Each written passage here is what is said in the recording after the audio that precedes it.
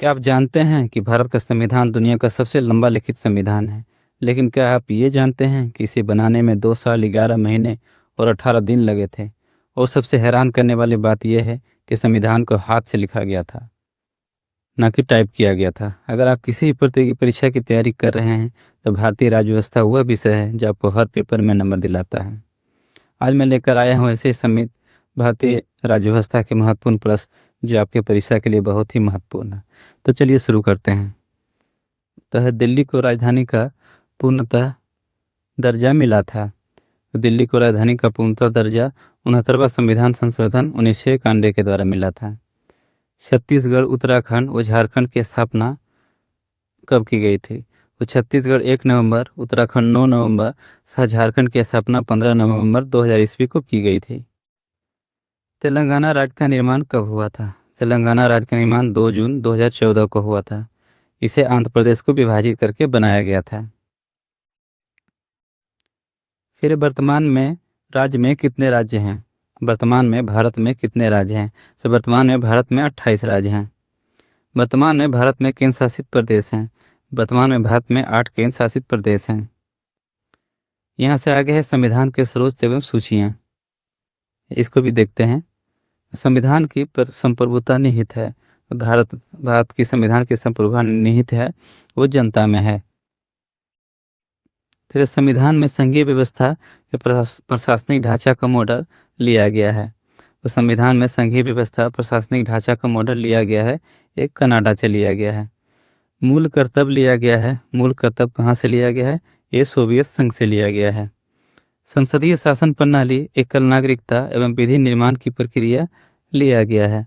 तो संसदीय शासन प्रणाली, एकल नागरिकता एवं विधि निर्माण की प्रक्रिया ब्रिटेन से लिया गया है।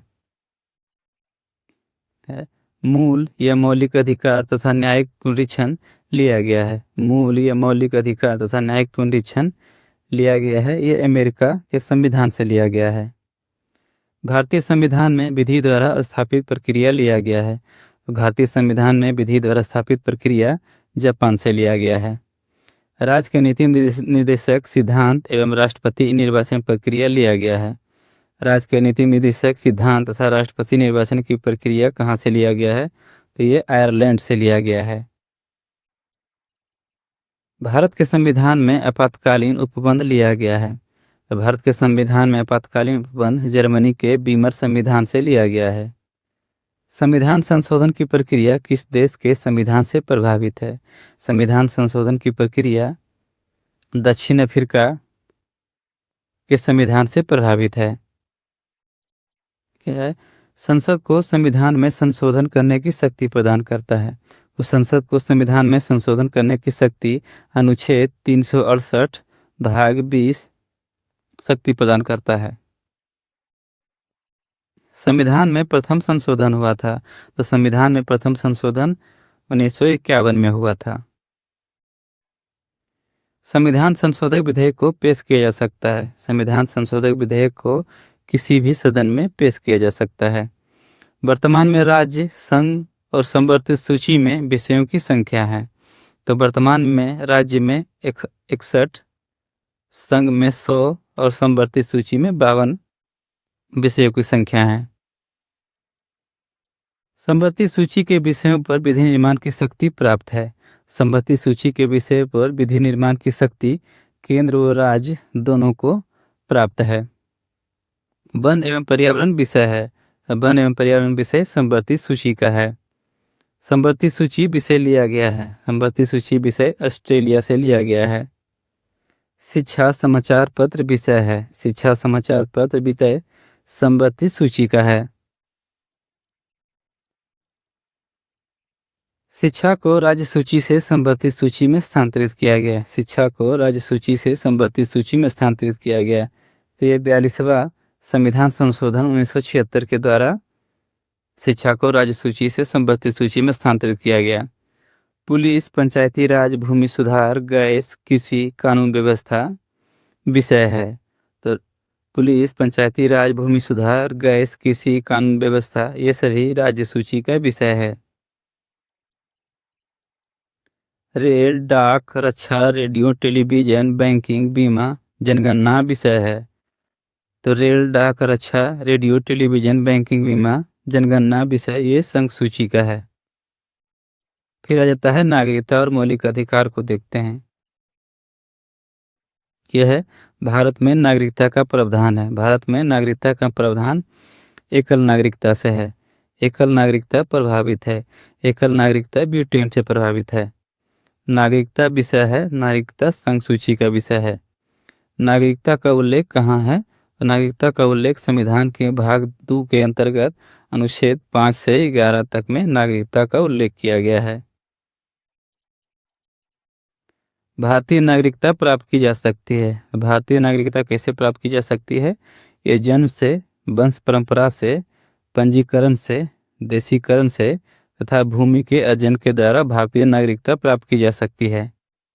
नागरिकता प्राप्त करने के लिए भारत में निवास करना होगा। तो नागरिकता प्राप्त करने के लिए भारत में कम से कम 5 वर्षों तक निवास करना होगा। पहला नागरिक संशोधन बिल पारित किया गया था। पहला नागरिक संशोधन बिल 1955 में पारित किया गया था। भारतीय नागरिकता अधिनियम 1955 में संशोधन हो चुका है। भारतीय नागरिकता अधिनियम 1955 में संशोधन हो चुका है 6 बार, और अंतिम बार यह 2019 ईस्वी में संशोधित हुआ था। नागरिकता को सर्वप्रथम परिभाषित किया गया था। नागरिकता को सर्वप्रथम अरस्तू ने परिभाषित किया है। मौलिक अधिकार संविधान के किस भाग में वर्णित है? मौलिक अधिकार संविधान के भाग 3 अनुच्छेद 12 से 35 में वर्णित है। भारत का मैग्ना कार्टा अधिकार पत्र किसे कहा जाता है? भारत का मैग्ना कार्टा भाग 3 को कहा जाता है।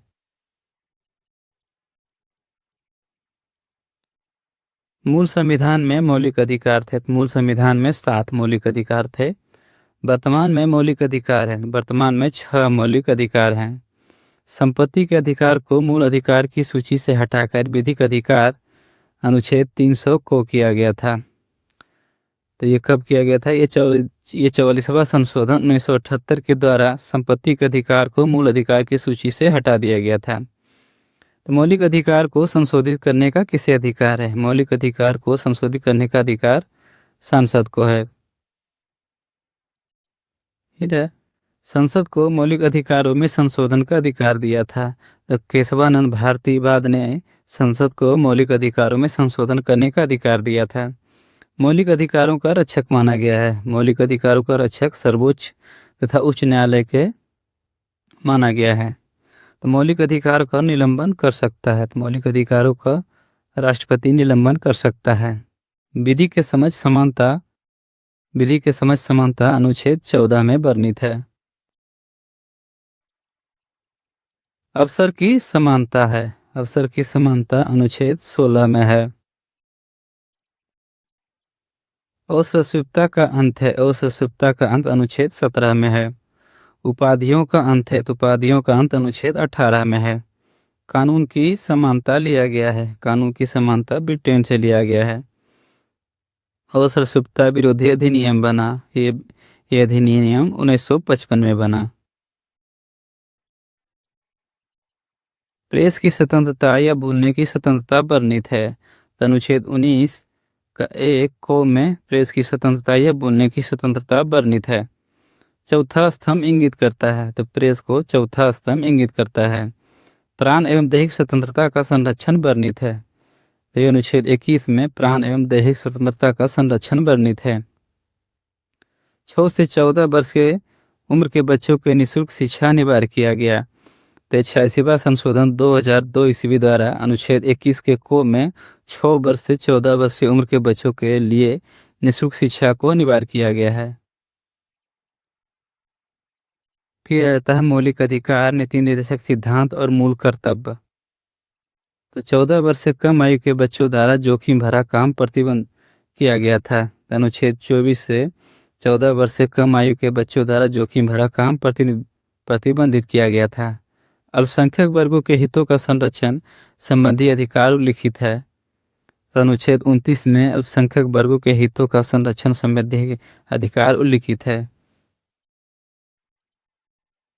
86वां संशोधन द्वारा प्रस्तावित शिक्षा का अधिकार लागू हुआ था।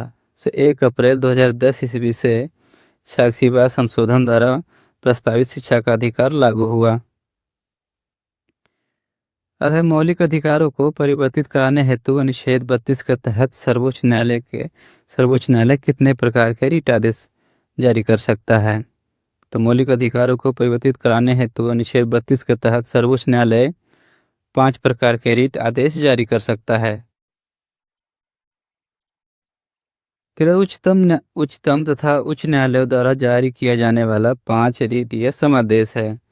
यह है बंदी प्रत्यक्षीकरण, परमादेश, प्रतिषेध, उत्प्रेषण तथा अधिकार पुर्षा। ये सभी उच्चतम तथा उच्च न्यायालयों द्वारा जारी किया जाने वाला रिट है।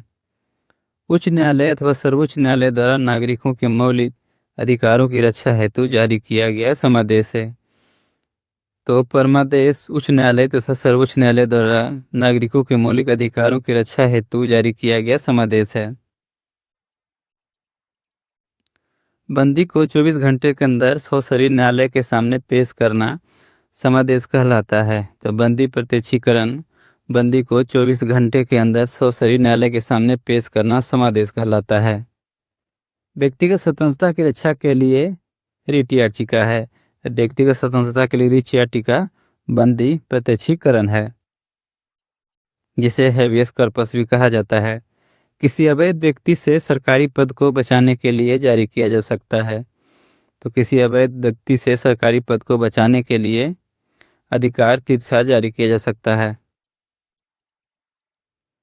मूल अधिकारों का निलंबन केवल आपातकालीन स्थितियों में संबंधी प्रावधानों का वर्णन किया गया है।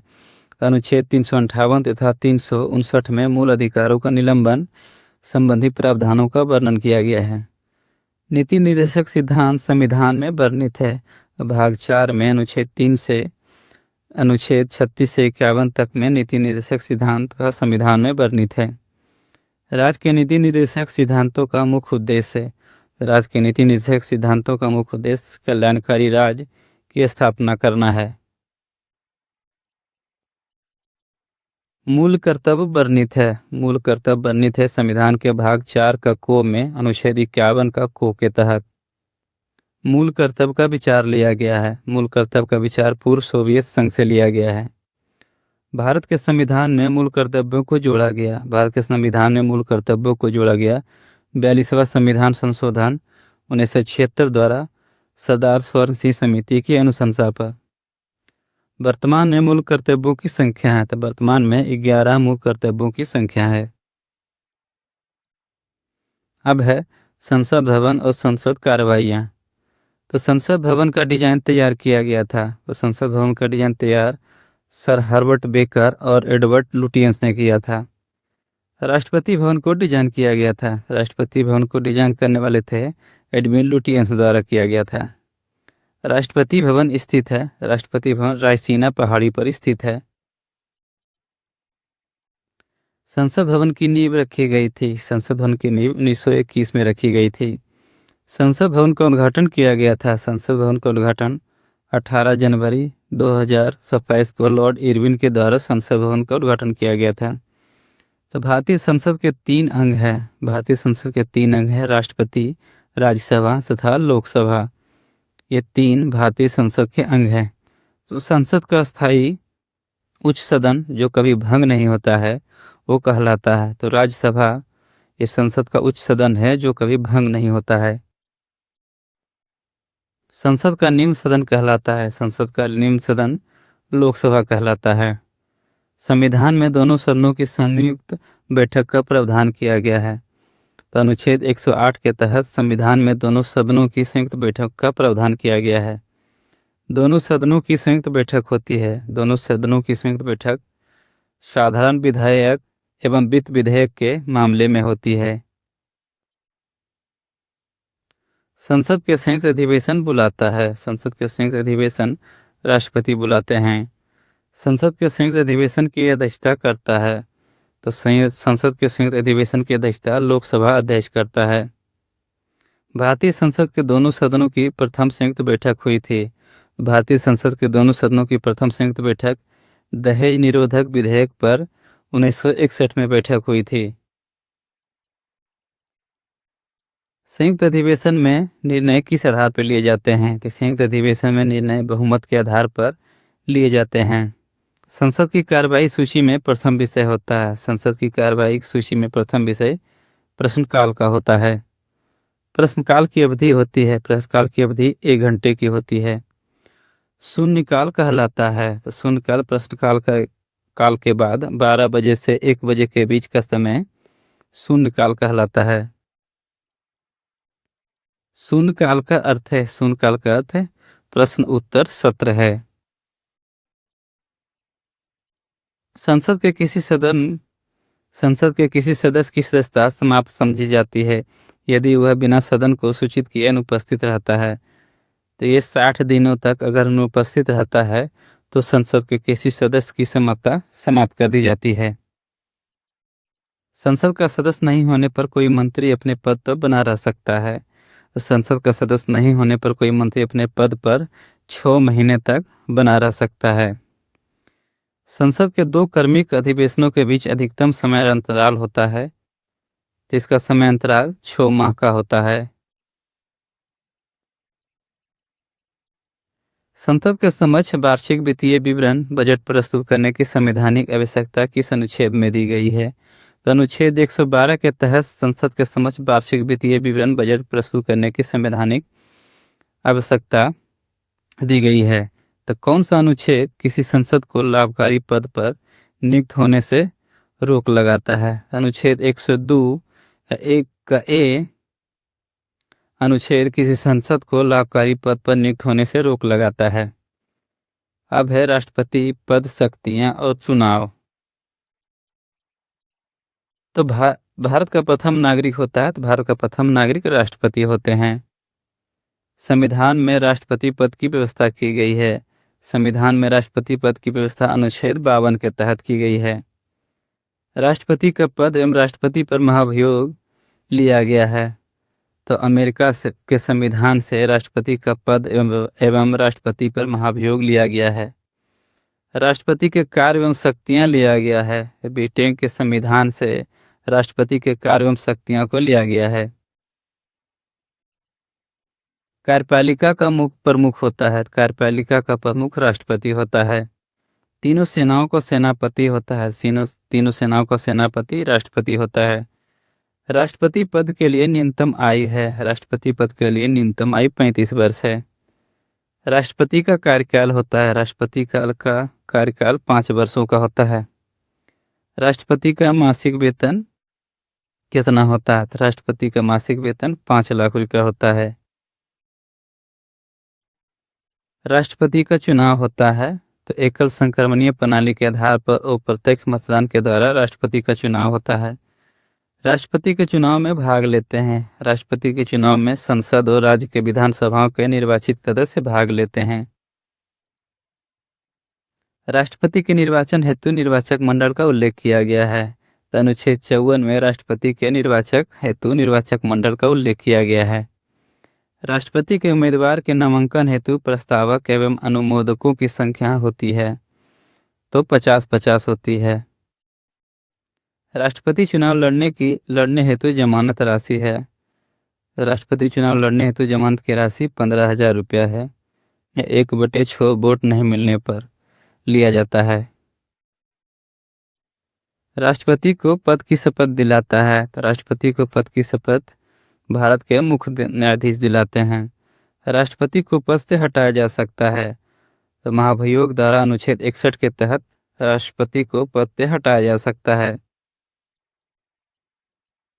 राष्ट्रपति पर महाभियोग आरोप लगाया जा सकता है।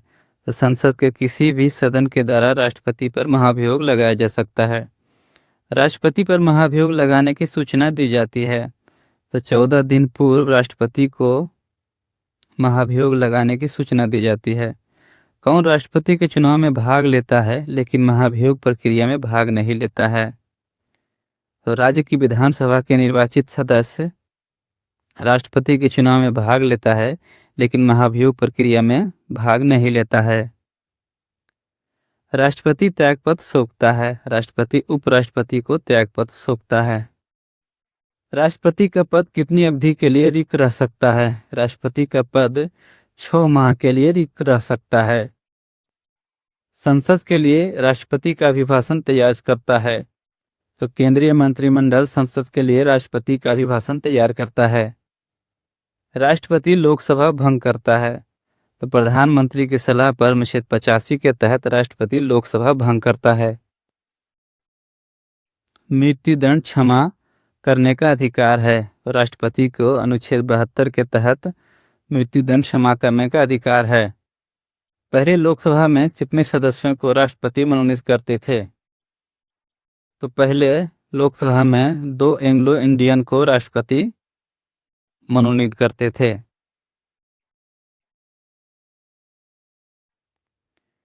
किसी संविधान संशोधन द्वारा एंग्लो इंडियन समुदाय के लिए आरक्षित 2 सीटों को समाप्त कर दिया गया है। तो 104वां संशोधन 2020 के द्वारा एंग्लो इंडियन समुदाय के लिए आरक्षित 2 सीट को समाप्त कर दिया गया है। राष्ट्रपति मंत्रियों की नियुक्ति करता है? तो प्रधानमंत्री के परामर्श के द्वारा राष्ट्रपति मंत्रियों की नियुक्ति करता है। किसी भी विधि के लिए सर्वोच्च न्यायालय से परामर्श मांगने का अधिकार है? राष्ट्रपति को अनुच्छेद 143 के तहत सर्वोच्च न्यायालय से परामर्श मांगने का अधिकार है। अब भारत के प्रमुख राष्ट्रपति सब विशिष्ट तथ्य। तो भारत के प्रथम राष्ट्रपति थे डॉक्टर राजेंद्र प्रसाद। प्रथम दलित राष्ट्रपति थे KR नारायणन। प्रथम कार्यवाहक राष्ट्रपति थे BB गिरी। निर्विरोध निर्वाचन राष्ट्रपति हुए N संजीव रेड्डी। राष्ट्रपति बनने वाले पहले लोकसभा अध्यक्ष थे नीलन संजीव रेड्डी। राष्ट्रपति का चुनाव लड़ने वाली प्रथम महिला उम्मीदवार थी कैप्टन लक्ष्मी सहगल। राष्ट्रपति जिनकी मृत्यु कार्यकाल के दौरान हो गई थी फखरुद्दीन अली अहमद और जाकिर हुसैन। एकमात्र मुख्य न्यायाधीश जिन्होंने राष्ट्रपति के पद पर कार्य किया था? तो M हिदायतुल्ला एकमात्र मुख्य न्यायाधीश जिन्होंने राष्ट्रपति के पद पर कार्य किया था। देश की प्रथम महिला राष्ट्रपति थी प्रतिभा पाटिल। देश की प्रथम आदिवासी महिला राष्ट्रपति थी द्रौपदी मुर्मू। स्वतंत्रता के बाद जन्म लेने वाली भारत की पहली महिला राष्ट्रपति थी द्रौपदी मुर्मू। उपराष्ट्रपति, कार्यवाहक राष्ट्रपति तथा राष्ट्रपति रहने वाले एकमात्र व्यक्ति थे BB गिरी, जिन्होंने उपराष्ट्रपति तथा कार्यवाहक राष्ट्रपति तथा राष्ट्रपति भी बने थे। पद से त्यागपत्र देने वाले प्रथम राष्ट्रपति थे जिन्होंने अपने पद से त्यागपत्र दे दिया। वो प्रथम राष्ट्रपति थे BB गिरी। पॉकेट या JB वीटो का प्रयोग करने वाले प्रथम राष्ट्रपति थे ज्ञानी जैल सिंह, जो भारतीय डाक विधेयक पर 1986 के संबंध में वीटो का प्रयोग किए थे। दोनों सदनों का अधिवेशन न चल रहा हो तो अध्यादेश जारी करता है। तो राष्ट्रपति दोनों सदनों का अधिवेशन न चल रहा हो तो अध्यादेश जारी करता है। तो दोस्तों, ये थी भारतीय राज्य व्यवस्था की महत्वपूर्ण जानकारी। अगर आपको ऐसे ही वीडियो पसंद आया हो तो लाइक करें और चैनल को सब्सक्राइब करना मत भूलिएगा, क्योंकि हम ऐसे ही और धमाकेदार वीडियो आपके लिए लेकर आते रहेंगे। अगर आपका कोई सवाल या कोई टॉपिक जिस पर आप वीडियो चाहते हैं तो कमेंट में ज़रूर बताएं। नमस्कार।